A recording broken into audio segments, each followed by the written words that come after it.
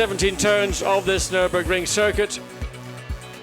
And it has quite a flow, but various points where it almost comes to a standstill. Then, of course, in Sector 3, you've got that chicane that sorts many a race outcome, John, as they come back up the hill towards the highest point of the circuit, which is where we are on the start-finish line. 5.137 kilometres, 15 turns. There are sort of curves, which in some people's minds count as a turn. So turn 15 is the final turn onto start-finish straight. And there is the view from turn 1 looking up to the pit lane exit. That white line, you're not allowed to go across that when you exit the pit lane. We have seen drivers previously in the past, forget. It happens, John. But that is, I would say, the principal overtaking area on this racetrack, but it's one that is very easily defended. But it's a funny corner because it's a difficult apex, it falls away, it's a wide exit on the runoff.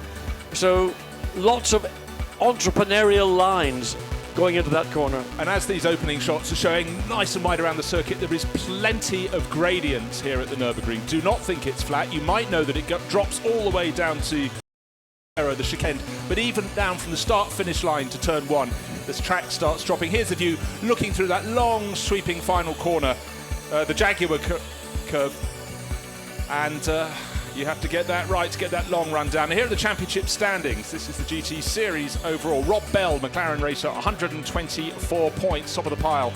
And then the BMW duo, Maxi Book and Dominic Baumann, 117. So very, very close indeed for all those runners at the top. And the best thing about this, John, you look at the mix of manufacturers. It's McLaren driver ahead of Mercedes drivers, ahead of Audi driver, ahead of Bentley drivers. You get the mix, don't you? Yes, one interesting little stat for all our fans who will be watching around the world is that this event could be the first in the history of the Blancpain GT Endurance Championship that a driver can win back-to-back championships. And that driver actually is a Belgian driver, Wolfgang Rijp, who last year achieved that success driving for Nissan. Now he's in the Bentley factory, Bentley M Sport team.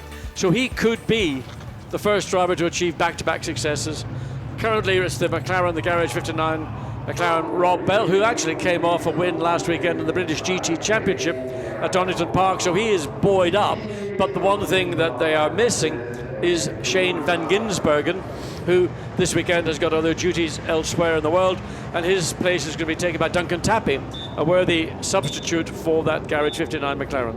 Worth pointing out, John, we were just shown the championship points, but this weekend we can focus in, if you will, on the GT Series Endurance Cup. Indeed. Rob Bell's at the top of that as well. Bell, Ledegar and their Garage 59 teammate Shane van Gisbergen. They're on 68 points, but just to show how close it is, the next group of drivers are on 66, then 62, so it's very tight indeed. We'll elaborate on those as we go through. Right now we need to focus on who's getting it right in these wonderful conditions. Great cloud patterns there over the Nurburgring. Track's already been busy this morning, already had Lamborghinis out on the circuit that says, and here are the points for the GT Series Endurance Cup. 5 of the 10 races this year go towards this. This is the 5th and final round. As you see, Van Gisbergen, Bell, Ledegar top on 68 points. Sims, BMW, of course, they took that really fantastic win in the Spa 24 Hours last time out. They brought themselves right into the mix. Yes, of course, a massive points haul in the Spa 24 Hours because points are awarded every 6 hours through that event. But as I mentioned, perfect track conditions, perfect conditions generally. And earlier this morning we had the Blancpain GT Endurance Cup bronze test. And just to give you an indication of how good track conditions are, that fastest time was set by Vanelay in the ACA ASP Mercedes GT3 AMG GT3 with a 1 minute 56.966, which I think is pretty quick considering that was the first group of cars out on the racetrack this morning, and the track, while it was very busy here just one weekend ago, and in between times we've had a certain, I believe, reading on the internet, Russian billionaire rocking up for 2 days of private testing on the Nordschleife with a fleet of cars that you really die to own. So it's been a busy racetrack over the last 7 or 8 days. Well, it's good that your friends can rock up and do a bit of testing, John. But just to point out that that bronze time, 1:56.966, the next 3 cars were only 0.2 of a second slower. Really, really competitive. The number 51 AF Corsa Ferrari was second quickest. Then Bruncheschi in the Kessel Racing Ferrari was third fastest, and then Bontempelli in the car shared with Motoaki and Beretta Fourth fastest, very, very close indeed in the bronze test. Right now, out on circuit, Rodrigo Batista, well placed in the series. Number 3 Audi this weekend from Belgian Audi Club Team WRT. Again, many driver changes in the series they have this weekend. Just trying to work out who's joining them, because we've... Well, they got Sergio Jimenez and Adrian Tombe. Adrian Tombe, right, okay. The son of former teammate of mine, Patrick Tombe. So Adrian has been looking around. He's been in DTM in Germany. He's doing this event here for Audi. So being clearly an Audi driver in DTM, he got shuffled into the WRT pack. I mean, this event, and in fact over the entire season, the amount of effort that we're seeing coming from what are ostensibly privately owned or semi-quasi factory teams, a lot of direct factory influence is coming in both in Audi and in Mercedes-Benz, and the prestige of winning this Enduro Cup is such that that's the kind of effort that the factories are going to put in. But on top of that, John, the other Audis from WRT have also got some young guns being brought in to try it out. Ben Barnicoat going increasingly well in single seaters. He's joining Adrian Delina and Pierre Caffer in the number 4 entry. And the number 28 Audi from the same WRT outfit, Will Stevens, joined by very promising American racer Connor De Filippi, and then the wise old head of Christopher Mies. So it's looking to the future as well as to looking at the here and now, certainly as far as Audi are concerned. Well, I mean, it's the final round of the Endurance Championship. There's a little bit more flexibility in allowing teams, if they want to introduce someone that they're interested in, that looking at, that they can slot them in as the third driver or give them the opportunity to compete in a 3-hour race, maybe, rather than the slightly more frantic and hectic pace that we see regularly, or have seen certainly throughout this season in GT Sprint. So it's waiting to see the lap times, not getting full laps.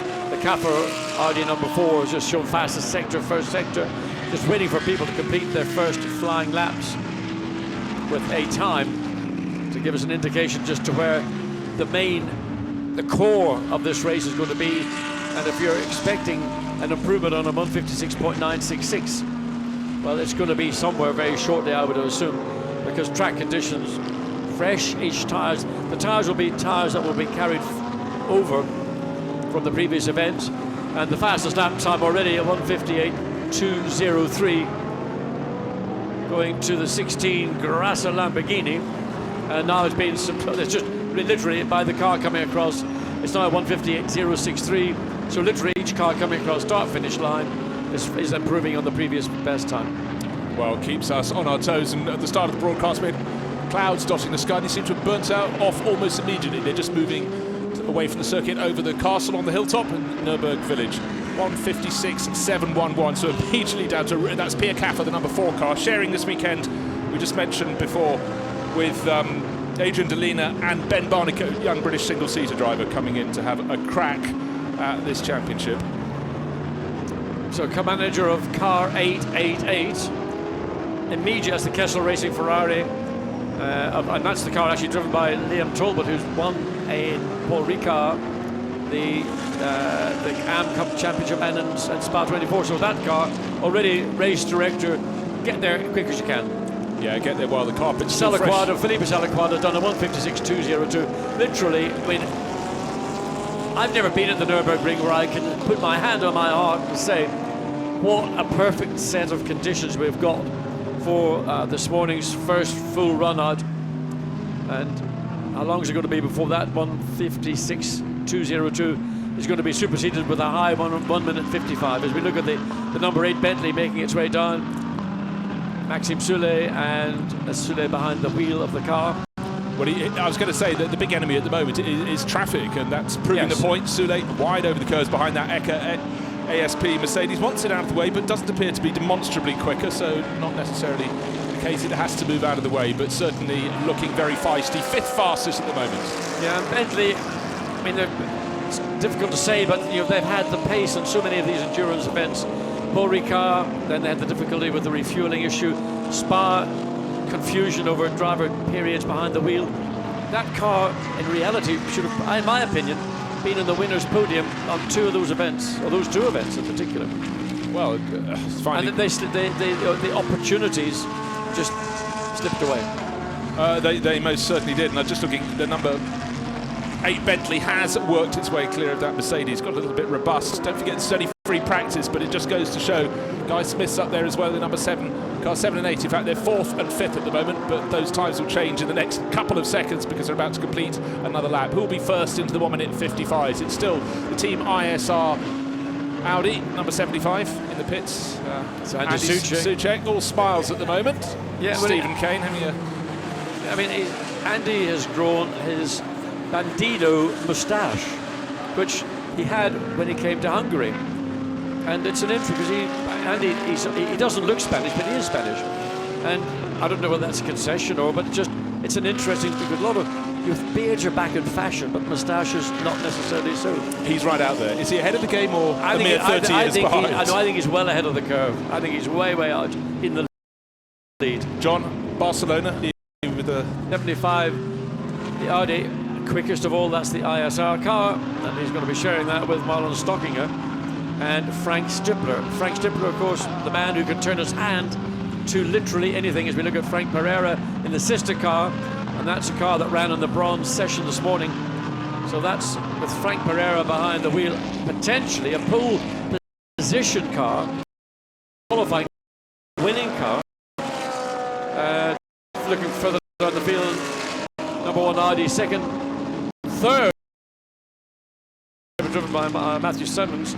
It did a 1:58.4, so Sean Walkinshaw has taken 1.8 seconds. And that was Sean's first flyer, so yeah. He obviously got it absolutely lined up. Just seeing what his next lap, slower traffic.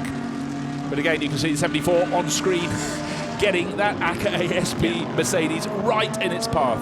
What do you do? Do you back off, or you just keep harrying it and try and get past? If you get caught behind a car which is roughly the same speed as you can either stay where you are and just persist, or have a look down the inside, as Frank Pereira is planning to do down. He's going to get the move done, so he gets a clean pass, probably with a certain degree of assist from the Mercedes. An improvement, fastest lap, still with Philippe Salicada, 1:56.176. He's saved off about 0.025 of a second. Championship leading car, 58, garage 59. McLaren comes across the line, and well, that's pretty far down right now. It's 21st overall.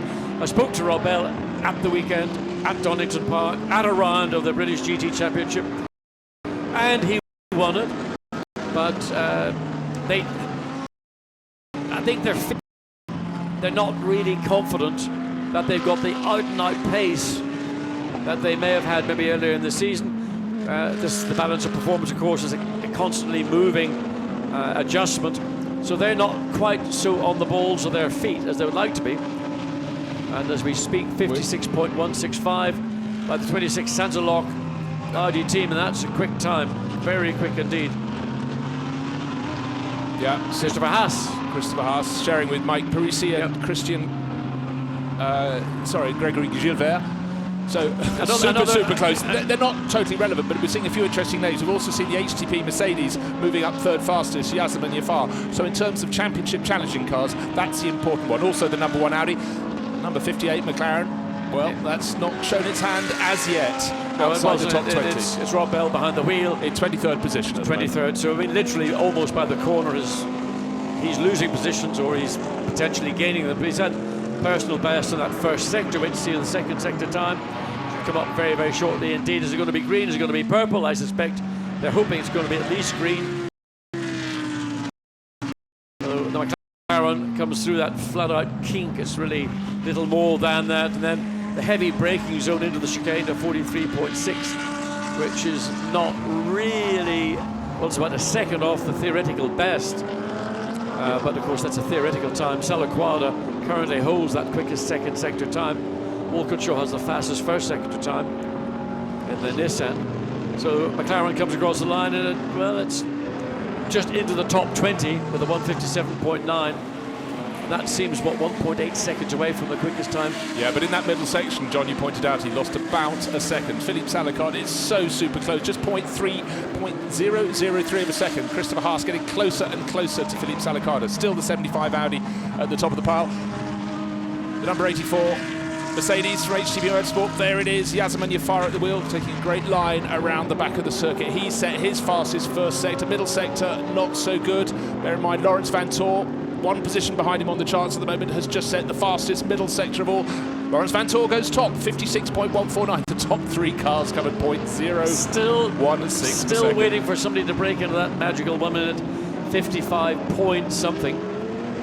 So, you know, whatever the tyre that team's fitted, it's most likely reached its optimum performance. So then things level off, and then you start to find your time stabilizing. So then you might want to start to do a little bit of adjustment to the car to see whether you can work around that. Obviously, when a tyre is at its peak performance, it can mask handling characteristics. It's when it settles into that plateau, which it will remain at for some time, then that's when you can start doing the adjustments. We're talking of plateauing. The Mercedes we're looking at right now, the 84 Yasmin Yafar, fourth fastest.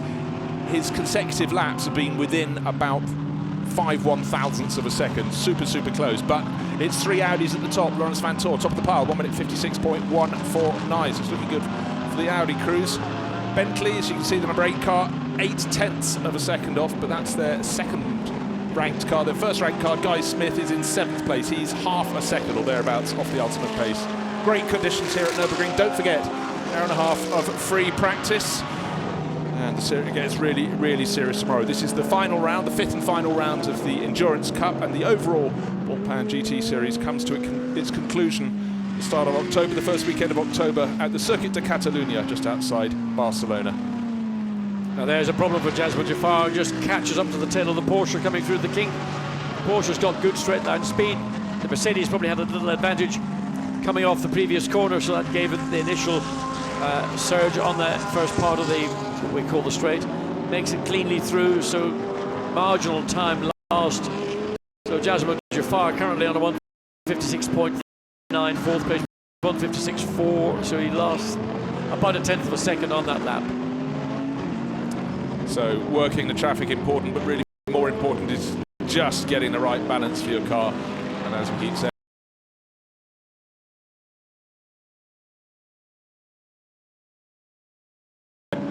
traffic, as you would imagine, with so many cars here at the Nurburgring circuit. The number one seems to sport a new livery every weekend. Yes, it's got a sort of revised livery. Interestingly, we've got the Vanthoor brothers together in this car with Frederick Vervisch. Vervisch is Laurens' regular co-driver in the sprint events. Dries drives in one of the sister cars, but has been co-opted into the number one car, which I think is a great accolade for the young Van Dries brother. But of course, additional expectation and pressure upon him, and responsibility as well. Maybe the responsibility ultimately is the biggest thing to bear, biggest pressure to bear. It certainly could lead to some awkward moments at Christmas time around the Vanthoor family table if young. So Marlon Stockinger has replaced Philippe Salaquada in the 75 Audi. It's just on its way out from a pit stop, so they're cycling through the drivers. Robin Friends giving a bit of a graphic view as Sergio Jimenez behind to the right of your screen, talking to engineers, and of course the first time out in a car at a circuit you haven't been to since last year, albeit that the teams are here, rather than on the full 5.1 kilometer circuit that we're on right now. Worth explaining, when you're running the short circuit, you obviously don't go down as far as the Dunlop hairpin. You turn, you go through the Mercedes arena, and then you double back. There's a loop. When you come out of turn 4, there's a short sprint of about 300, 400 yards, and then hairpin. You rejoin where the cars would be coming from all the way back from the Dunlop hairpin. So it's a variation used a lot for national racing here in Germany. The DTM used that circuit as well as the full circuit, and it's a different discipline. It's a different dynamic for the engineers as for the drivers. It's, I would say, not as satisfying as the full 5.1 kilometer circuit, but it's a racetrack. It's the same for everybody, so you just got to get out and do it. Right, so looking at the 333 Ferrari, of course, that had the worst opening lap of the Spa 24 Hours, off into the gravel down at the far end of the circuit, which set them back somewhat this weekend, hoping for far better run. The crew is Pierre all change. Yes, I don't know what. It's two drivers here this weekend. So making its way up through the SS, which when your car is on new rubber or really, really fresh, and in track conditions, that can just about be taken flat out. Otherwise, it's a bit of a breathe coming into it, and it's a balance, trying not to let the back get loose. If it does, it's usually a problem. Not a place you want to get into trouble. No, certainly not. So Parker Bentley coming into the chicane with the 333 Ferrari behind. 54 cars come out to play this weekend. Same number as we had. It just shows the strides forward that the Blancpain GT series has taken. Not every checks out the grass. Christopher Mies, one of our heroes, one of our regulars. So I was about to say it might be one of the young guns who's been brought in for the weekend, getting a feel for the limits. That's just he's just way. I mean, boy, that was strange. That it looked like he had a problem because not anywhere near the entry. It was sliding. Maybe his foot slipped. I don't know, but that did not look to be a normal driver error. He looked like he was having a real battle to get that car slowed down. And the 16 Lamborghini, well, that might well be a grass. Dunlop again. Is there? Maybe there is oil. Maybe that's what we saw with Christian. Maybe there are fluids on the track, and that's maybe what's two cars within a very short period of time. Is there fluid? Are fluids on the circuit? I can only because the one with Christopher Mies was very. Logic. Two cars are.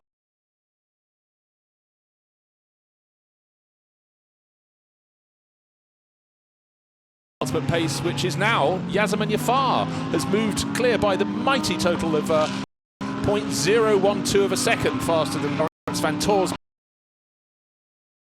Hardy in will have been gathered in the bottom of the car, so they're going to take it to the garage and clear all that out. But we're surmising as to the cause, and it may have been an issue with the car. Maybe it was fluids on the circuit. We will not know. But certainly, I think we can say he waved to the apex as he passed within 3 meters of it. But it looked like he was rally crossing it. I mean, the car was literally Rolf van Eycken behind the wheel and again, we're also getting under yellow flags down there. I was going to say with the yellow flags, and also just the point we are within this session, we're not seeing any great improvements of times, and you can't improve your time under a yellow flag situation. As you can see, a gaggle of 6 cars will make their lives very, very tricky for themselves if they run so close together. Yasemin Yafar clearly got a very good clear lap. Vadim Gitlin at the moment out in the 888 Ferrari. That's not among the top runners at the moment. It's outside the top 40. Kessel Racing been in the wars a little bit this year. Just looking at a highlights tape earlier, and been fires and spins, but in between go very well indeed. I mean, ironically, within the AM Cup, because predominantly the most popular brand is the Ferrari 458 or the 488, and it's extremely competitive within that AM class, as is in the Pro AM category as well. So let's just keep an eye on the 888 Ferrari as it makes its way down through turn 6, down the hill. Well, we can also down into where it's now been cleared, so the track is green. I was just going to say, can we see any liquid on track? Quite often you can't see a thing. Anyhow, you can see, yes, you can see the marks where the Lamborghini has been withdrawn from that gravel trap. So we're in at Salikov, going back up the hill once you start through the Schumacher S, and then you get to the crest of the hill eventually, still through the S's. Driven quite gently by Salikov, but the Jaguar behind, driven with considerably more vigour, cutting the corner, kicking up the dirt. These are the AM leaders as the car. I mean, I would keep referring to Liam Talbot, the young Australian driver who I've met on a couple of occasions, charming, but very talented behind the wheel for an amateur driver, along with Vadim Gitlin and Marco Zanutini, get it right. So that's the car that is leading the AM category with 2 victories, certainly in the Paul Ricard 6 hours and Spa 24 hours. But it is highly competitive within this category. Well, there was no mercy given there whatsoever. No. As the Jaguar looked to go down the inside, the door was firmly closed. I think he didn't realise just the Jaguar might have been there, and then pulled over and let the Jaguar come through. Well, the so that will have, obviously, whatever lap time the Jaguar was doing right now, it's 39th within its category. So we're just going to follow the Jaguar, the Emile Frey car, Laurence Frey, Stefano Telli, and Albert Costa. So Costa at the wheel at the moment, 39th position overall. Now, this is probably the last we're going to see of these cars. If the plans they told me at Spa come to fruition, they're going to use a different shape of Jaguar next year. And the Frey body being so faithful to Jaguar over the years, and certainly at the Spa 24 Hours, we saw great pace from those cars in the evening. And I mean, the Jaguar is an iconic brand. It's not had what I would call a full-on factory race program in GT racing. This is very much the Frey business. It's based in Switzerland. They're the Jaguar importers, and they've developed this car, and they've got it to a point where now they've got performance and reliability. And it's great to see sort of the little guy taking on the big guys, and at times putting it over. Yeah, and to have a driver of the calibre of Stefano Telli among your rank is certainly a feather in your cap. It's being driven by the Spanish racer Albert Costa at the moment.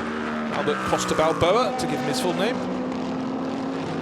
But this particular of the XJ sort of coming to the end of its homologation, and there is younger, fresher product within the Jaguar range. So it's sort of one of those things that changing of the guard for the Emile Frey Jaguar Racing, or it's called Emile Frey Racing rather than Jaguar Racing. Well, Costa in the first part of the first of the three sectors improved his time. Not so good in the second sector, actually quite some way off, so don't expect an overall improvement. His best time so far, 1 minute 58.7, so 2.6 seconds off the ultimate pace. Of course, the previous lap, which was his best, was obstructed up at the final corner, so there is more speed in the car. Will he improve? Well, he's just moved up to 36, so he takes off 0.2 of a second. So a good tidy lap there from Albert Costa in the number 14 Emile Frey Jaguar. Still Yasmin Yafar at the top of the timesheets for McLaren championship leaders, number 58, some way down the order at the moment. Well, they are. I mean, they're down to 29th. 29th position. So they're in the pit lane, and I mean, Rob Bell, those marks in the windscreen, that's not rain, those are essentially, I would say, chip marks from gravel or whatever hitting the windscreen. There's no rain around. It's absolutely a stunning day. When I woke up this morning, I thought I might have been somewhere other than the Nurburgring. It just was maybe unexpected. Well, it was incredibly bright moon last night. Looked out the window at about 1:30 in the morning and thought it had snowed, it was so white. But now look, conditions, we do have clouds in the background over towards the Nürburgring Castle. But for the 58 McLaren crew, all seems under control. Rob Bell in the car, they'd like a quicker time, but there's clearly no panic. But you mentioned earlier, John, you feel that Rob Bell feels he might be leading the championship, but he feels that it's swinging a little bit away from McLaren, and we have a Parker Racing Bentley doing that rallycross thing, but appears to have got through the deepest part of the gravel, and always you go up towards the outside, stay to anywhere you can see a blade of grass, and you may have a chance of rejoining. Yes, there we go. You make a little cut very quickly back onto the circuit. Of course, tyres will be hot, and they will have picked up gravel and dust and dirt, so you need to be really careful. As we look at the number 11, coming down the Kessel Racing, Michael Broniszewski. This is a car in the Pro-Am that is potentially a winner of its division within the Blancpain Euro Championship. It's been, again, very strong all through the season. Broniszewski, he drives everything. I mean, if it's got wheels, he drives it. And year on year, he gets better and better, so he's very much a gun in that car. 35th overall. Best lap, 1 minute 58 sharp intake of breath from you, John. And it was, because there was an aggressive use of the curb, and it unsettled the car. And ordinarily, you don't really see a GT car being that lively, that sort of on the balls of its feet, and that certainly showed you that that car is set up with quite a lot of front end bite in it,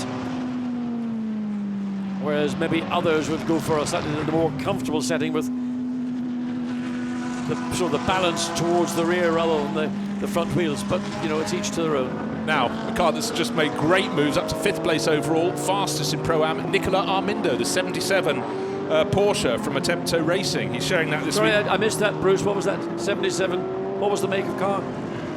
Porsche. Ah, okay. I thought it was.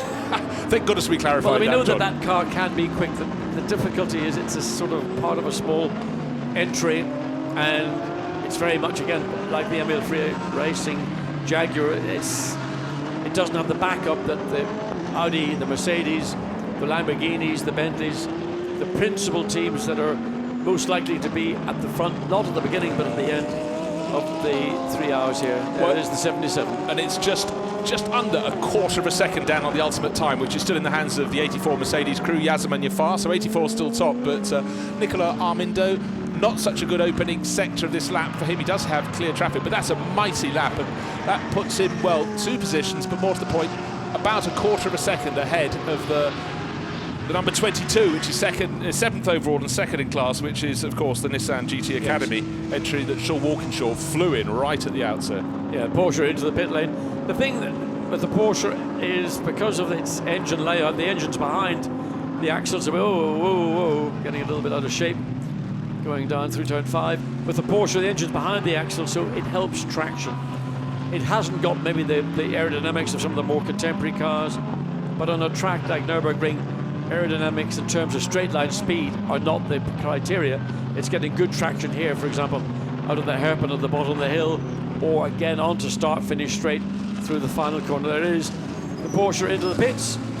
Into the pits in the sunshine at the Nurburgring, and it looks so with the dolly jacks going underneath. That will be pivoted through 90 degrees and wheeled back into the team garage. More space to work on the car, more mechanics allowed to do their job, but Nicola Armindo about to climb up. He's normally a driver with a smile on his face. He'll certainly be very proud of his performance there. 5th fastest overall, top in the Pro-Am class.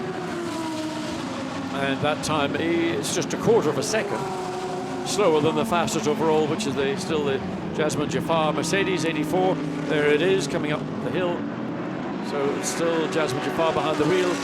Last lap was a slow lap, maybe just looking for track position, which he hasn't succeeded in doing, or just simply by being in traffic and just having to...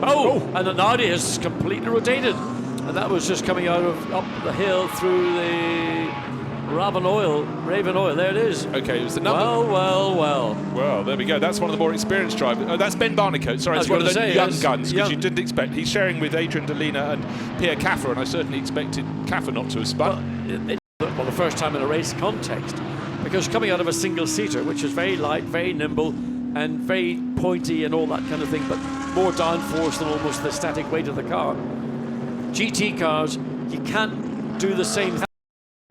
Must learn the nature is to be slightly unstable at the back, which gives the car very good performance in ideal conditions. But if you're not accustomed to that, you have to learn it. And for Ben Barnicoat, that was a sort of salient learning lesson. I think it was. And what he had right behind him, he had 2 Mercedes. The first one of them was the fastest driver on the timesheets at the moment, Yazam Jafar, and I think he might have just looked in his mirrors a second too long. Now, the 99 car looks pristine. Why is it pristine? Hasn't gone out, apparently, yet, John. But there is a driver behind the wheel, because you could see his helmet moving around. It's Philippe Eng, and we haven't been told why that car hasn't come out. Super confident after victory in the Spa 24 Hours. In fact, we've asked why they won't go out, and it's a secret. They won't tell us. Well, if you know the answer, please phone in. Well, so we're going to stay on board with the McLaren. Coming down into turn 1. 58 McLarens are down into turn 1. Perfect apex, everything looking ideal. So looking to see 50. This is Duncan Tappy now behind the wheel. Into turn 2 again. I mean, when you've got clear air, you can choose the precise entry point, clipping point of each of the corners. Very late apex there to straighten the car up, then to try and straight line through turn 4 as you best can. Run wide out of the exit. You can get all 4 wheels across the line, but be aware, track limits are going to be under investigation. Then down the hill, this is the corner we saw Christopher Mies. Red flag being waved. Red flag being waved just at the start-finish line and around the racetrack. So we haven't seen a reason why, but suddenly the red flag.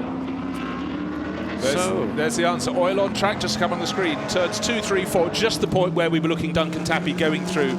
Oil on the track there is going to be scrubbed. Well, sensible thing. Going back, what, 15, 20 minutes ago when Christopher Mies lost control down into turn 5, we thought that was very strange. Didn't know why. I thought might be fluids. Clearly, the circuit has gone red flag because between 2, 3 and 4 down to 5, there is a significant amount of fluid on the track. These are the corners that we're talking about. This is coming into turn 4 now.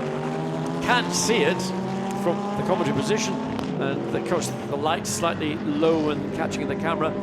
But obviously the corner workers have been able to pick up problems. There is the corner that we saw Christopher Mies getting into all sorts of trouble in. That's not one of the corners that have currently been mentioned as being under investigation, but they will have to go out. They've got a variety of ways of cleaning a racetrack up.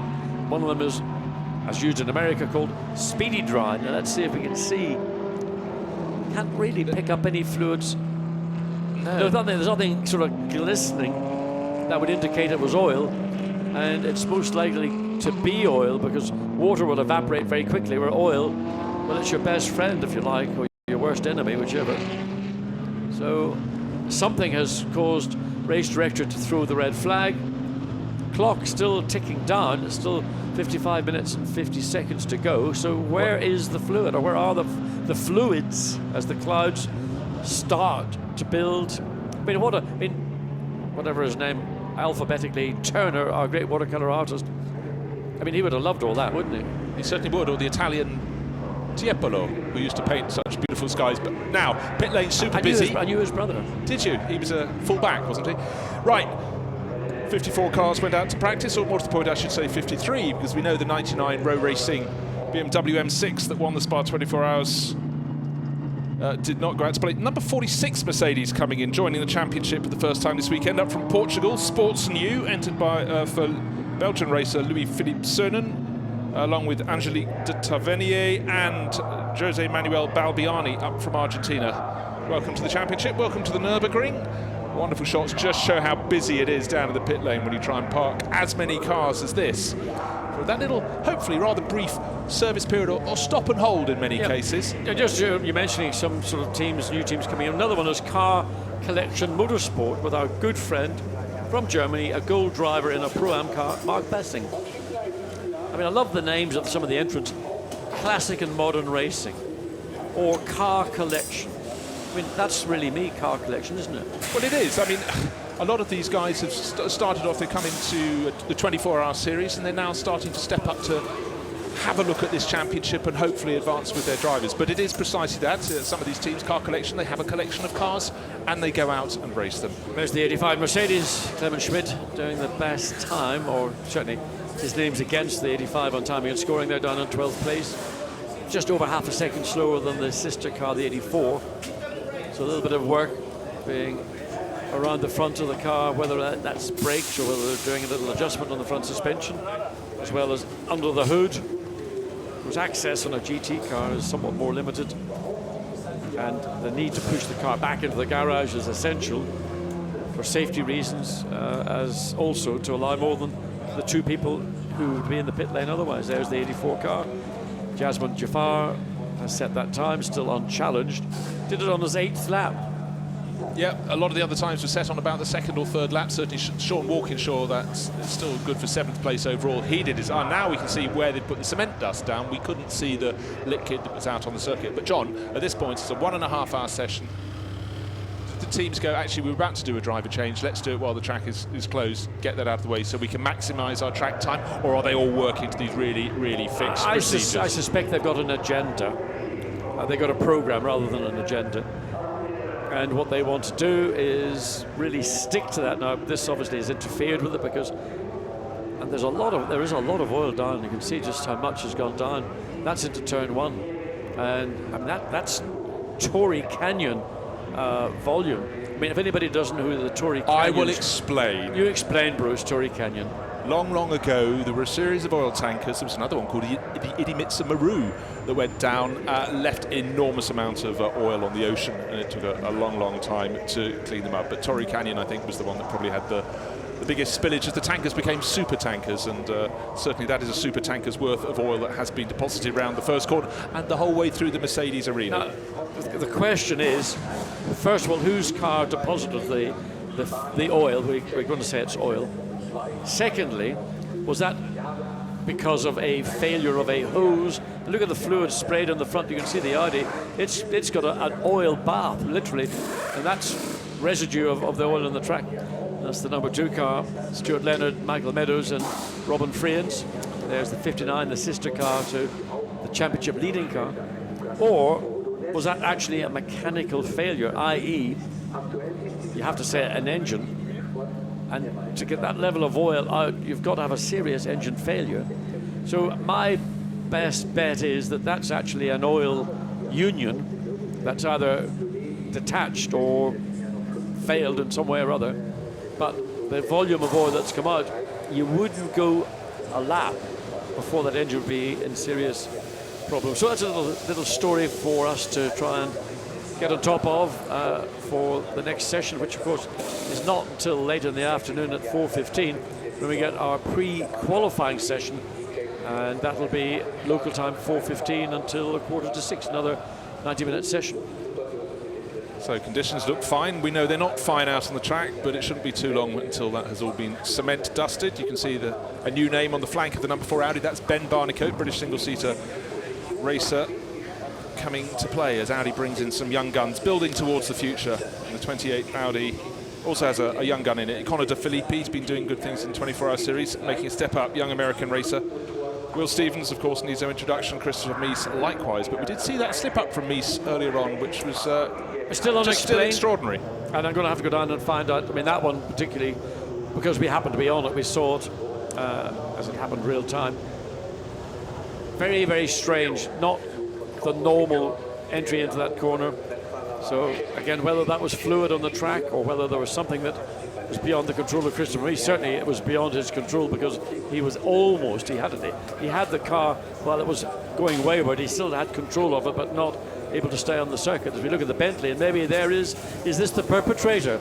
Is it the Parker Bentley that actually is the cause of all the fluid? And I mean, put your we saw that off the circuit, didn't we? Running around the outside. Down at the hairpin bend.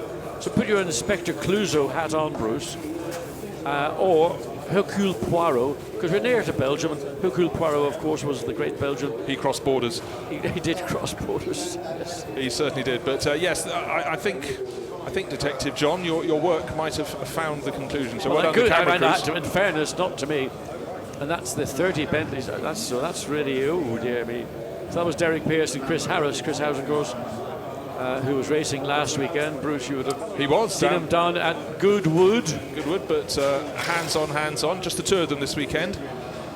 So they share the load equally. But that was a car that was in the wars in the Spa 24 Hours, in the walls. So there we are. We've solved the problem. Good work. That's the camera pit crew just walking up and down, and they followed the trail. They followed the trail of Speedy Dry, or whatever it is called in Germany. I'm sure it's called something like, well, I can't do a German accent. Don't try. Now, one of the things there, it really showed the racing line through the Mercedes arena, how it snakes its way around the sequence of corners, because that's, of course, where the car went, where the Speedy Dry cement dust was put down. Vincent Abril, Stephen Kane and Guy Smith, they're sitting fairly well. 9th fastest at the moment, half a second off the ultimate pace, 0.6 of a second actually, but Bentley's looking there or thereabouts, which is just what you'd expect. Yes, and again, as we have seen in all our events this year, be it sprint or endurance, the grid is exceptionally close. The thing that makes the difference, and it has been on occasions to the detriment of the Bentley team, who have been in a winning position on a number of occasions, is things don't work quite so metronomically during a pit stop, and that's where, in particular, the WRT Audi team and HTP at Mercedes, but Audi have got fractional advantages. I mean, one of the advantages, I know that you might think this is nitpicking, but because the Audi is, for example, a smaller car than the Bentley or the Mercedes, therefore the time taken, I'm talking about in sprint more than in endurance, is the fact that it takes less time to get around the car, as you look at the points on the screen. Well, the McLaren trio on top on 68 points, but not that far behind that Bentley crew. That was the sister Bentley crew, the number 8 car. Soule, Soucek and Wright right in there, and Eng and Sims so strong with that victory at the Spa 24 Hours, moving in close rather ominously. So effectively we've got 4 cars, because Jafar, Baumann and Buch, who appear to be at the top of the timesheets at the moment in the 84 Mercedes, equal on points with the Mercedes crew. So, which way will it go? Well, time will find out. They do want track time at the moment. They don't want to be sitting in the pits. But advantage in this very early stage, yes, it's the 84 Mercedes. Yes, but what is very important for those 4 teams, for the Garage 59 McLaren, the Bentley, the number 8 Bentley of Wolfgang Reip, the BMW and the HTP Mercedes-Benz, is by getting pole position, they score 1 additional point. There's a point for every pole position in every category, Pro-Am and Am. So it's not just the points you get for winning the event. Those pole positions within your category are as important in many ways as anything else you're going to do this weekend. So it is important for Garage 59 with their number 58 McLaren. They can't really allow, I like it. Whoa. Well, harvest time at Nurburgring. Yes, put down the dust and then harvest it. In Pro-Am, Bronicheski, Kessel Racing, Bonaccini and Rizzoli, top of the points. 74, they're a 10-point advantage over the Gioke Acid Pereira crew. And effectively, it's between those two. Too far back for Adam, who won the British GT Championship last weekend. Second place up at Donington, and Al Harty in the Motorbase Aston Martin. So then you can see Devon Modell also showing the Aston Martin with them. But really, it's the first 2 in Pro-Am who will be gunning for glory. We've lost the thick end of 10 minutes now due to this need to clear up the track. And that's, I would think, beginning as we look at the championship points in the Pro-Am further down. Yeah, it's the first 2 crews in there that are going to clean up. Talking of cleaning up, it still goes on, and as soon as we can get the cars back on the track, once this has been lifted, so estimate to start in another 10 minutes. Well, let's head down to the 99 crew and find out with Philippe Eng why they're not going out. Philip, what's going on? Why are you not going out? Well, apparently we obviously have a red flag, so due to oil on the track, but it was planned that we stay in the pits for a bit at the beginning, just to see what the track is like, what the conditions are. But Alex is totally pumped and ready to go out now. So this is more of a strategy kind of thing going on? Yeah, it was planned. We didn't want to do the whole 1.5 hours, so everything okay. Okay, well, thank you very much. Thank you. Yep, well, that little wink maybe tells more than Philippe actually said. I mean, it's very unusual to see a team at this level sit out the best part of what would be almost an hour. Of course, the red flag has really thrown a spanner in their works. They couldn't. Of course, you just look. Look. ENG. What does that stand for? Electronic National News Gathering. Galwaz or something. No, it is. Of course, just an additional bit of information on screens rather than sometimes you can, and that can be changed to your car position within your particular category, either in qualifying or in the race. So just making it a little bit easier for fans at home and here at the racetrack to identify the driver, not the car, the driver in the car. Why is his name up on screen though? Because he didn't say because that's your starter for 10, Bruce. Exactly. Because, of course, that suggests he was going to be the original driver who was going to go out, and they've changed their minds. He's not going out first, but, of course, it does flick over when you click the transponder and you leave the pits. Maybe they haven't changed it from Spa, but he wasn't the last one in the car, so maybe they have. So they haven't gone out, and they may have set him up as the driver to go out. We're waiting for the circuit to go green, which it should do in about 8 minutes. Yes, just 8 minutes exactly from now. So the vehicles that have been out doing the cleanup, and they've done actually a very impressive cleanup. And I was very interested to see the way that they could actually, looking there, but just to got the AM points. There's Liam Tolbert, by the way, they're leading there. So it's a very, very busy championship. I mean, we did allude to just how close this championship is, and but why we don't often see their battle because it's not taking place at the front of the field, but it is no less intense, and it's almost like a Formula Ferrari championship for the AM drivers. It is so, but like the top class, the overall class, there are 4 cars that can still achieve it. Of course, for the cars at the tail of that group, in 4th place and 3rd place overall, they've got to have things really all lining up their way if they're going to take the Endurance Cup elements of this Blancpain GT series here at the Nurburgring. But as we can see, a slip-up can come at any moment. Well, one of the things I really enjoyed in the Spa 24 Hours, you got more time to look at the class categories through the race, and of course, what might be good at 22 hours is often not the case after 24, and we did see changes right down in that final hour. Well, that's why I'm saying the AM category is one that actually, and it is the genuine AM drivers, as opposed to Pro-Am, where you get a silver or maybe even a gold driver, principally silver, in the Pro-Am category, who actually is as good as a gold driver or even a platinum driver. The AM category is the essence of what I think GT racing is. It is essentially a category for gentlemen racing drivers as opposed to professional racing drivers. Yeah, it is a world of difference. So we're just in the final countdown, really about 5 or 6 more minutes until we should get the cars back out on the track.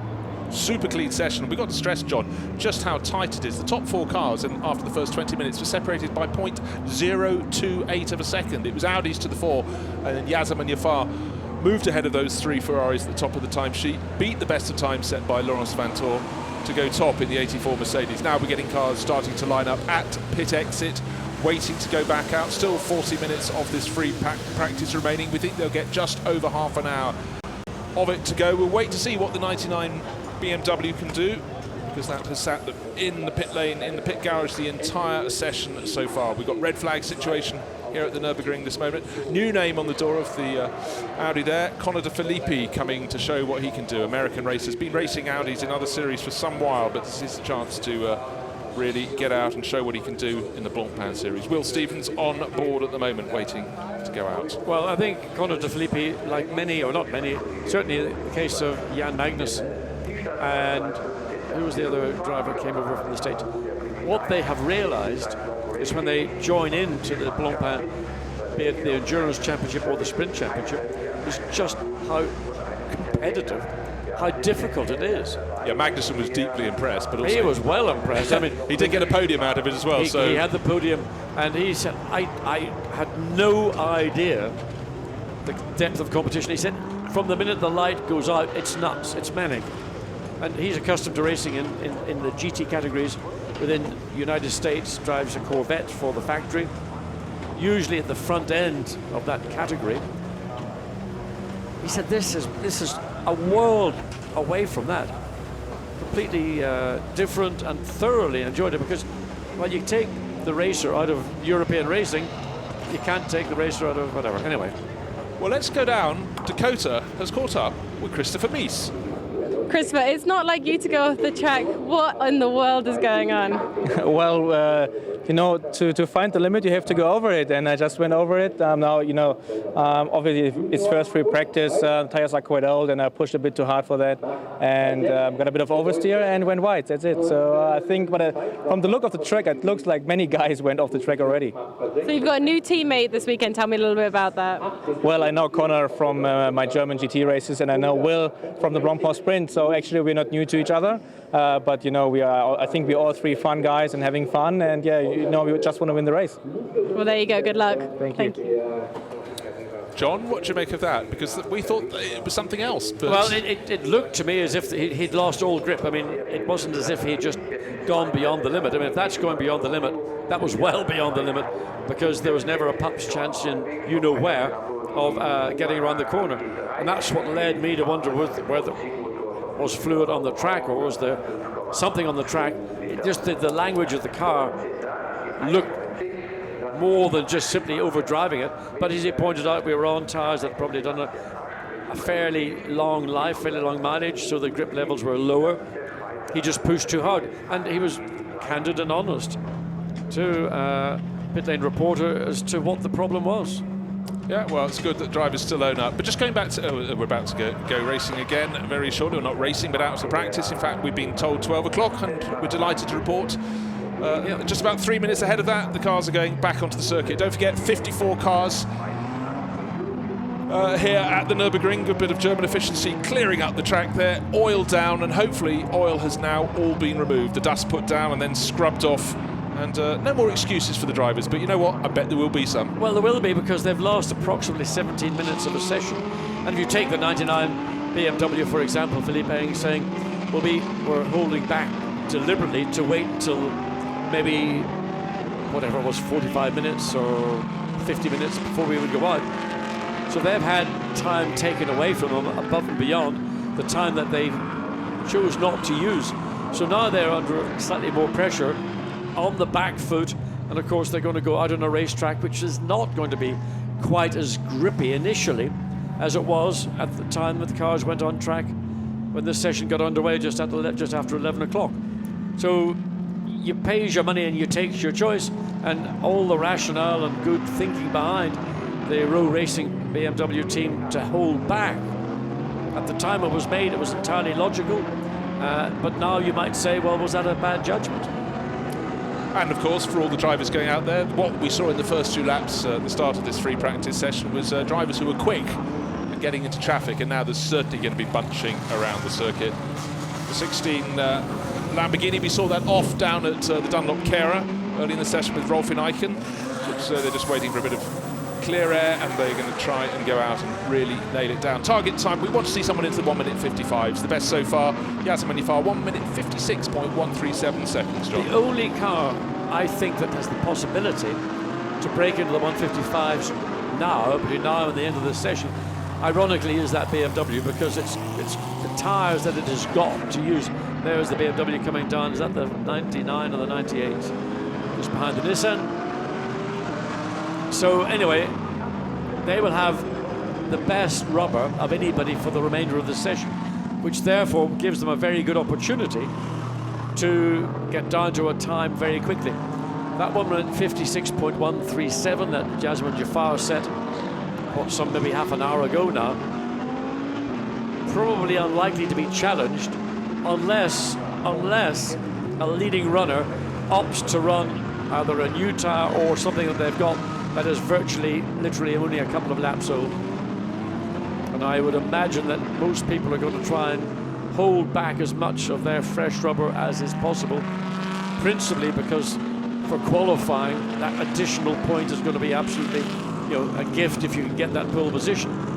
But also, if you can't get the pole position, you want to be as near to the front of the grid, because as you've seen on previous events here in this, certainly in the Enduro Championship, with large numbers of cars, it's very difficult to make progress. Overtaking at the Nurburgring is not easy, and it's easily defended in the parts of the racetrack where you might think you have a chance. So there's a premium really here, but maybe more than other circuits, that being at the front of your category, whether it's in Pro, Pro-Am or Am, you want to be as far forward as you can. The racetracks that we visited in the Endurance Championship, this is the one.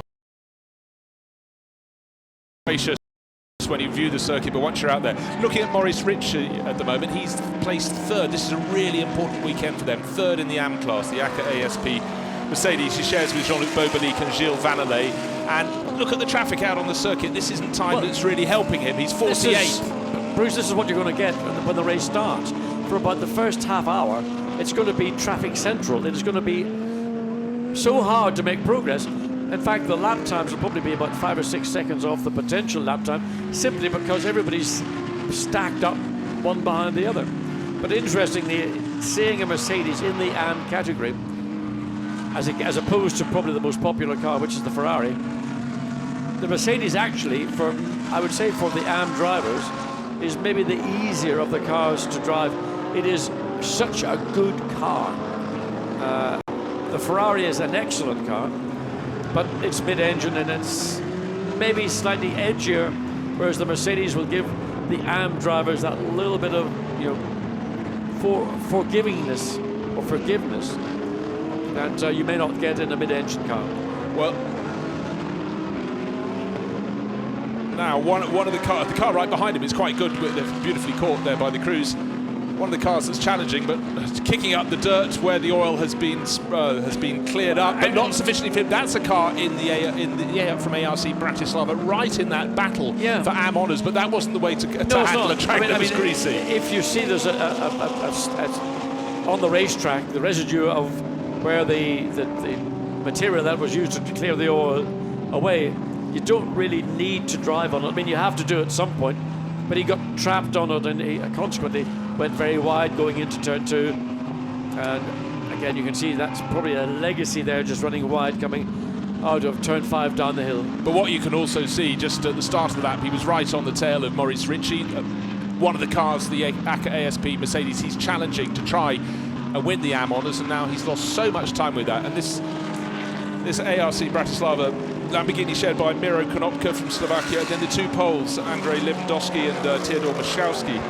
And this hasn't been a great lap, but ironically, it's put him into clear air. He can now concentrate on his lap time. Before he was in a stream of cars, and as long as he hasn't got too much muck and oil residue still on his tyres, this actually might lead to him having a better following lap, unless a really quick runner comes past. There's a sort of different philosophy amongst some of the teams that, you know, a driver hates getting into traffic and he'll just back out of it and wait for that perfect lap. That perfect lap may never come. So on the other hand, you just stick at it and wait until it comes to you, and you just need to be in the right place at the right time, rather than trying to manufacture it by, you know, getting through sectors 1 and 2, personal best, and then saying, oh, I can't do anything in sector 3 and backing out of it. Sometimes you just got to stick with it and take what you get and wait for the track or the opportunities to come to you. Well, we saw that wasn't a good lap, and still the ARC Bratislava, the bright yellow and multi-striped Lamborghini, is 52nd of the 54 runners. Still waiting to see what the BMW can do. That 99 car that sat in the pit lane throughout the first part of the session. Nissan tied the 22 cars well placed. The 23 with Takaboshi is in 11th, 4 positions behind the teammate, going well now. I mean, Nissan have had a really tough season this year. We're into the 1 minute 55. Dries van Tor, 1 minute 55.741. So the quick times are coming now. What can the Nissan do? Well, this is Takaboshi behind the wheel of the Nissan, and both Nissans inside the top 10, which is, well, actually Takaboshi's 11th place, but the time set by Sean Walkinshaw much earlier in the session of 1:56.6 is the benchmark time. The Takaboshi car is only a tenth of a second away, but suddenly Nissan, at the race here last year, that gave them the victory, and Wolfgang Reip was the driver in that car. Suddenly, I don't want to say it too early, but are they back in the races? We have said this very early stage, it's looking good. The fact they've got both of their cars. Sometimes you can get one that just is going really well, but I must just highlight that lap time. Well, let's see what this is completed. Still in 11th place. 57.9, that was slightly slower than the last lap. There is the BMW. Is this the 99 or the 98 car? It's the 99, I think, because it's in the same position in the garage. The other would be on the side of the other side of the toolbox. Oh, it's very, very strange. I mean, Philippe Eng gave a totally rational and utterly honest answer to a pit lane reporter to say, what he there's the 98, there's the 98, the sister car. So what he didn't say was when the car was. When we go out, he will be going on it, going for it. Dusseldorf, currently down in 34th position. I mean, that's not representative of the pace of the BMW M6. Are they just so confident that they're saving all their tyres? They're not. There's a story somewhere. There's a backstory, which the team are not letting anybody understand. And of course, why would you? I mean, if all your competitors are there to benefit from why you haven't been going out, down, and the cars, I can't quite see it. It could be that new Mercedes. It is. It's the number 46 from Sports New, the Portuguese entered team. Louis Philippe Sunyan. His name's on the tail of the car. And now the 99 car. Sitting rather high, but obviously still on the dolly jacks, being brought forward. And still indicating that it is Philippe Eng, though that may be just a flick of a transponder. So that's a pretty impressive time from Dries van Thor. And again, you know, that time suddenly pops up. It doesn't. There's a reason for that, and the reason, in my opinion, is they've changed tyres. Changed tyres. Also, don't want the 84 Mercedes crew that are in the championship hunt to feel a little too cocky, so they've demoted them. It's all just scoring points. So, just under half an hour ago, just under 28 minutes to go, and the 99 BMW out into action. What sort of tyres will it have? It'll have Pirellis. I thought as much. And I would imagine they will go out on a set of tyres. Just go out to a 3 or 4 lap run, come in, and then if they want to try and go and see what the ultimate lap time is, then they may change to a fresher set of rubber, or they might take a risk and put a new rubber. But it looks, I mean, just the way the car accelerated at turn one, there's a lot of confidence behind the wheel. I mean, you can immediately tell those that are comfortable, those that are not. So there's the 85 Mercedes. That was Clement Schmidt, but it's back now in 12th place. And it's our good friend Luciano Barchetta. So track conditions look pretty okay at the moment. Lots of traffic. A lot of the crews, as Philippe explained, will be on their older rubber, not wanting to use it until keep their fresher stuff for later on. The target time 1 minute 55.741. We had the top 4 cars covered by next to nothing. Now we've got the next closest thing to 0.4 of a second. The advantage that Dries van Tor has eked out in the number 1 Audi to go on top of the Mercedes. The 84 Mercedes, Yasemin Yafar's early time is good for second place. Looking at the sister car from HTP Motorsport, being driven very hard indeed by Luciano Barchetta, but he's got traffic right up ahead of him and he doesn't want it there. It's the 46th place Ferrari from the AM class. So Barchetta needs to get his way clear of that if he wants to set a really, really representative time. At the moment, that car just over a second off the ultimate pace. Just dipping down into the bottom of the top 20, the fastest of the AM cars is actually 91. The local team Zakspeed Mercedes, and that's into top 20. Now we don't often see the AMs into the top 20. That's a strong run from Zakspeed, just 1.4 seconds off current fastest overall time. Actually, John, that's not in the AM class this weekend. That's the overall class. Sebastian Asch, Luca Ludwig and Swiss racer Nikolai Rogivu. So that is not in the AM class. The top of the AMs at the moment is in fact on the next screen. Okay. It's 26th place, it's number 30. The colours are quite bright in the commentary box, hard to I tell you why, it's in the pits, that's why I looked at the red. Yes, I didn't read across, it's in the red. Yes, and so we get orange times. So all that rubbish that I was talking about. Not at all, it was all consigned. Beautiful. Absolutely anyway, beautiful. There is the 99. So Team Parker Racing, top of the charts in their Bentley. Derek Pierce, fastest of that, but 99 out on track. We won't see him for a while in our top screen. So Philippe Eng saying he wasn't going to be driving the car. Appears to be driving the car, unless they've forgotten to flick that transponder. I thought he said it was Alexander Sims who was going to go out. It says Sims on the screen, thank you, it's flashed up. So on the screen, he's found the button, he's listening to us, John. There's a great film called A Man for All Seasons, and I suppose Alexander Sims could be said to be a man for all events in terms of motor racing, because he drives GT, he's talking about going to Macau to do the Formula 3. I mean, great talent, great ability, winner, of course, of Spa 24 with a superb and ultimately virtually trouble-free run for that BMW. No wonder he called that the greatest win of his career. Many wins in Formula 3. And Alexander is not someone who's given to huge emotion, but afterwards you could see how delighted he was. I mean, his Britishness shines through in every clipped syllable. Doesn't it? So it's the only driver who comes in for tea in a China Cup, I would suggest. But out on track at the moment, Alexander Sims. But as we said, this was an hour-and-a-half session. All the teams lost about 15 minutes because of the red flag, while oil was cleaned up. And it was only after that, and some while after that, the 99 BMW has taken to the circuit in the last 4 minutes or so using the curbs.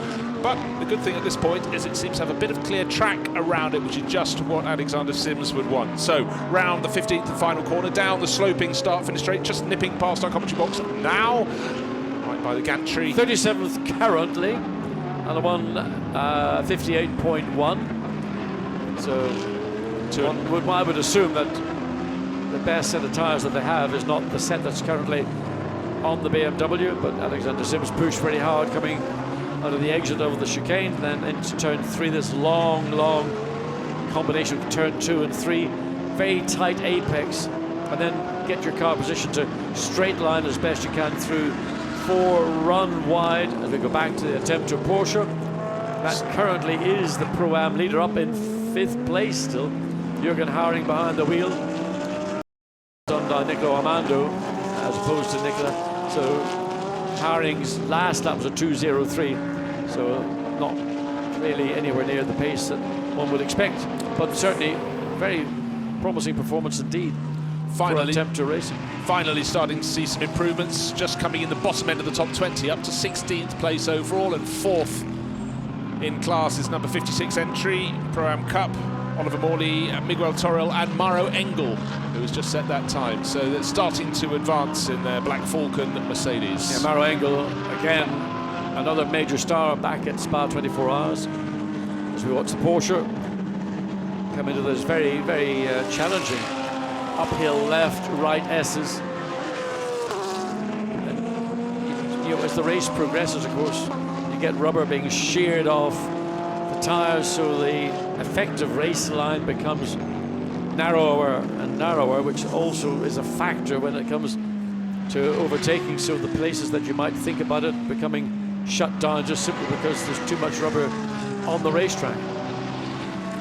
Yes, and on this lap, Mauro Engel is continuing to pick up his pace. Jürgen Haring out at the moment, can't match the early pace set by his teammate in the 77 Porsche. Top in the Pro-Am class, that was Nicola Armindo, whose best time, 0.6 of a second off the ultimate pace. But don't forget, we've had that great improvement. Now, the number one Audi that tops the time charts has got Frederik Vervisch taking it over from Dries van Tor. So all three of their drivers, Laurens van Tor went out first. They've done what they needed to do. They're cycling through and got to their third driver. So Alexander Sim on that last lap, he was immediately, he was 31st, then he was dumped to 32nd, and now he's dumped to 33rd, so, and now down to 34th. So cars coming across the line on their lap, just demoting those that were slightly further up. But what he found was 0.4 of a second, and now we've got, whereas he needs to find 2.4 seconds, so we just got to change up into 7th place overall. It's car number 78, which is Marco Marpelli. Indeed, Farwell Motorsport. Sharing this weekend with Phil Keane, who's been brought on board. Marco Atto started the car earlier this year with Leo Mashitsky, so the 78 Lamborghini up to 7th place overall. Marco Marpelli on a real flyer. And Mauro Engel, I said he was on the move, he was 16th and now he's 9th. Yes, I mean, Mauro Engel, so we reference back to Spa 24, was one of the stars of that weekend. And again, I think it's just emphasising, you know, that clipping the dust on the way in.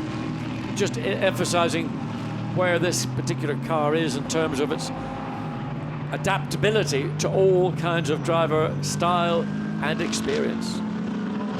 Well, looking very tidy at the moment. That dust we saw kicked up wasn't by Mauro Engel. It was either the Bentley ahead or the car ahead of the Bentley ahead.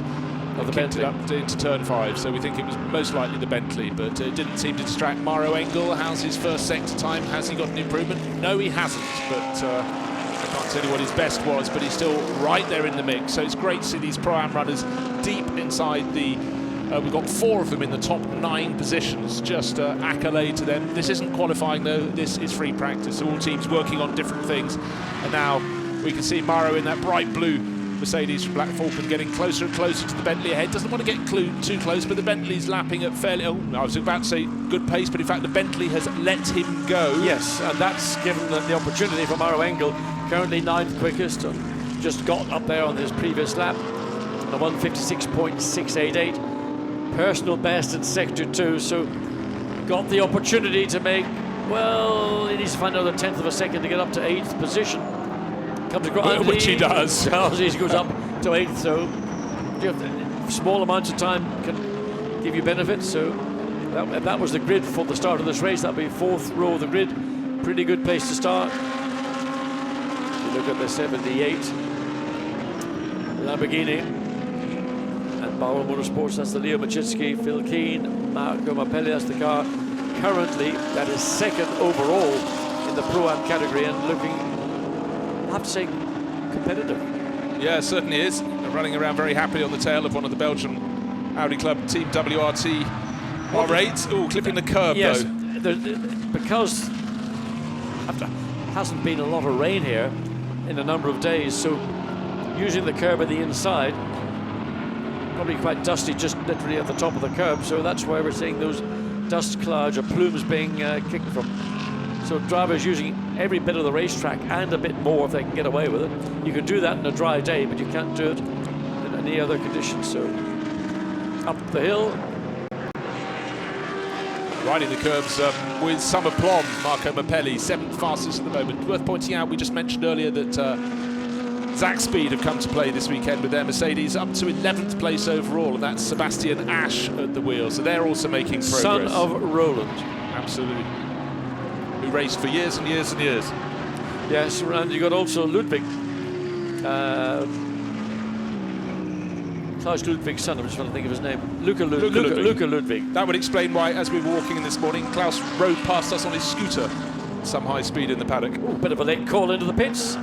Nevertheless, as long as you get in, I don't think you're really supposed to cross the line, but it's not such a cardinal sin as leaving the pit lane and crossing the pit lane exit. There's the 22 Nissan, which had been, for some considerable time, quickest overall in the Pro-Am. It's still looking down. It's Roman Sarazan at the wheel. It's in 9th place, so yes. it's fallen down a bit, but at that very good early time from Sean Walkinshaw. Yeah.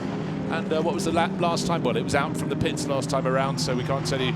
And in fact, this car's fastest lap still stands to the time set very early in the session by Sean Walkinshaw, a very competitive at that point 1:56.581. The subsequent drivers, Matt Simmons and Sarazan, have not been able to match the time of Sean Walkinshaw. So GT Academy drivers, the real deal, and sitting at your little home PC and whatever they do. Nevertheless, they're gaining experience all the time. But the sister car, the 23, Alex Bunker behind the wheel, still behind in a 1:56.7. So the 22 car, this car, currently showing advantage over the more experienced crew with Alex Bunker and Takabashi. Yes, I expected that early lap Ordonez to have been overturned, particularly by the more experienced crew, but it hasn't as yet, so they're still sitting there in what it was 9th. It's now 10th because Sebastian Ash has moved the Mercedes from Zaxby, the number 91 Mercedes, up 2 places into 9th. So number 22 Nissan down into 10th place. A quarter of an hour of this free practice session remaining. Track conditions still very good. The oil's been cleaned up. Bright yellow Ferrari you see at the front of the screen there, that's number 50, that was it's down in 16th place at the moment, passing the Taurus at the wheel. But don't forget, that's produced some great results this year. But 2 great drivers. I mean, passing the Taurus is sort of the mixture between professional and gentleman. 91 Mercedes, Roland Ash, not Roland Ash, Sebastian the son. Couldn't be Roland. Does look but great. It is Sebastian. Does look great in that mobile livery. Absolutely. I mean, just the very first clear, very good clean. Look at that car. I mean, that stands out. I mean, if you want to have an example of what a car should look like for good television recognition, that's about it. Blue and white with the red. It's very clear. It helps you've got a clean and clear. A sponsor with a short name. We as commentators always even slowed it down so we can take a look at it coming into the pit lane. But as commentators and as TV viewers, it's so much easier to pick up. Don't do what they do in the World Endurance Championship, put all their drivers with the same colours. 4th quickest is number 26. Santilok Audi, Gregory Gilbert. Yeah. So that is a very competitive time. He finds another 4,000, so he'll go 3rd fastest. That's number 26, 74 looking at the screen. That's one of the ISR Audis. They were going very well early on. In fact, the sister car, 75, is still 3rd fastest. Still waiting at the 99, still all the way down in 34th. As we look at the 74, the sister car is 3rd quickest. So Frank Pereira, has jumped up to Frank Pereira up to 8th place.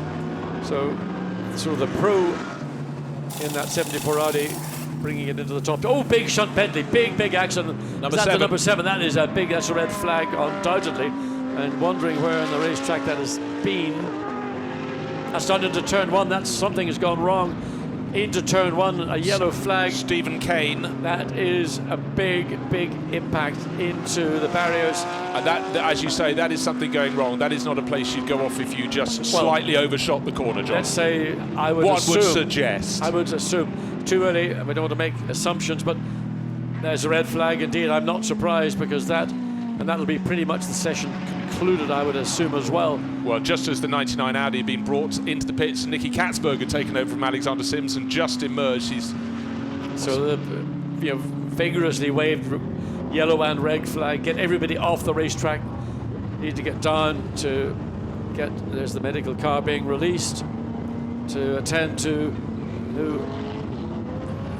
Let's have a look and see. Yes, it is the medical car.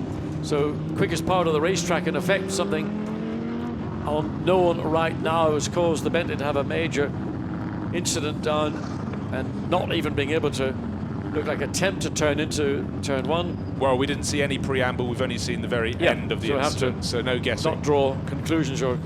So for the teams, it's a chance to reappraise, get the cars in the pits, and we just had an improvement up to 5th place Vincent overall. Abril, who's one of the drivers in the number 7 car in the Bentley garage, trying to learn on the pit wall, actually trying to get an indication as to what has been the reason or the cause for the Bentley to not be able to take turn one, and heavy impact with the tyre barriers and et al. Behind. So red flag, and I would probably assume the clock ticking down. We've just got under 12 minutes remaining, that the length of time it will take to remove the car from there and get the barrier rebuilt. So I'm assuming the session will be concluded. Pretty much all the cars back in the pits. I did notice the Black Falcon entry of Oliver Morley, Miguel Torrell and Mauro Engel seemed to go back past for one more lap, but they just missed the pit entry, I would suggest. All the flags very, very clear out around the circuit. So yes, just at that final moment as the red flag came out, we suddenly had... Session will not resume, there we go. There we go, that's not surprising. No. We just finally had some speed from the number 3 Audi, Sergio Jimenez, put it up within half a second of that top pace. But if you take away the number 1 Audi, fastest by 0.396 of a second, then it's very, very close behind for the next quarter of a second, gets you down to 8th place overall.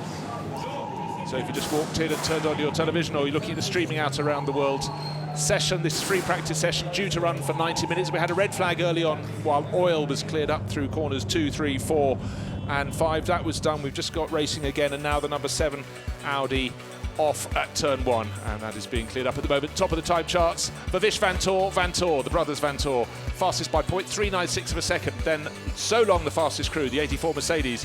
Jafar, who set the time, Baumann and Buch, very, very close behind, and the ISR Audi put its pace down early on to be 0.421 of a second, and then very recently, right towards the end, Gilbert Parisi and Haase up to 4th place overall.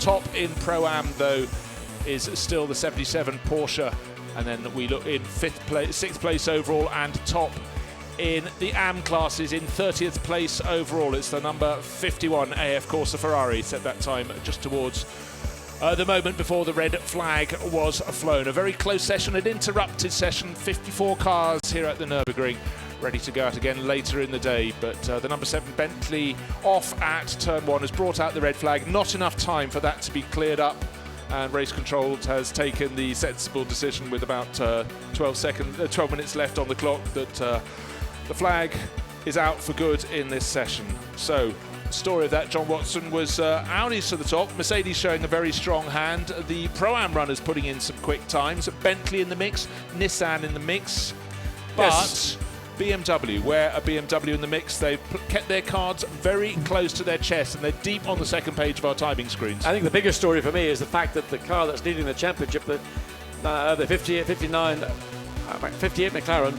is only 37th this morning, and that is a big disappointment.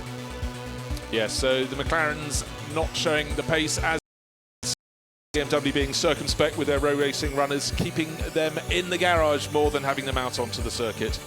And looking at the highlights, it wasn't the best of sessions, and we think the car that dropped for the 30 Parker Racing crew, we think that was the Bentley that dropped the oil around the circuit, but certainly no problems early on for Yasemin Jafar in the 84 Mercedes, going to the top and going high, wide and far off the track at turn 5, the 28 Audi. Christopher Meese, he owned up later that I just pushed too hard, was finding the limits, but he certainly did find them, and but at least he was honest to camera to say what was the problem. The Ferrari looking, slightly nervous, as it's the McLaren, the car that ought to be was slow. That's the 59, that's the sister car, the 59 car. Sister car, slow and coming in. Plenty of traffic out on the circuit, and the red flag was bringing all the cars in as the weather starts to cloud up a little bit at the Nürburgring. Out on circuit, it was still the 84 top of the charts until late after the oil was cleared up. Eventually we got the BMW out of its pit garage, but then the number 1 Audi went to the top of the time charts, and the team that leads the championship not going great guns with its McLaren at the moment. Kessel Racing out there getting very, very busy. Ronaldo Racing also out there in the reckoning, but then out came the red flag and the session is over. GT runners out later this afternoon.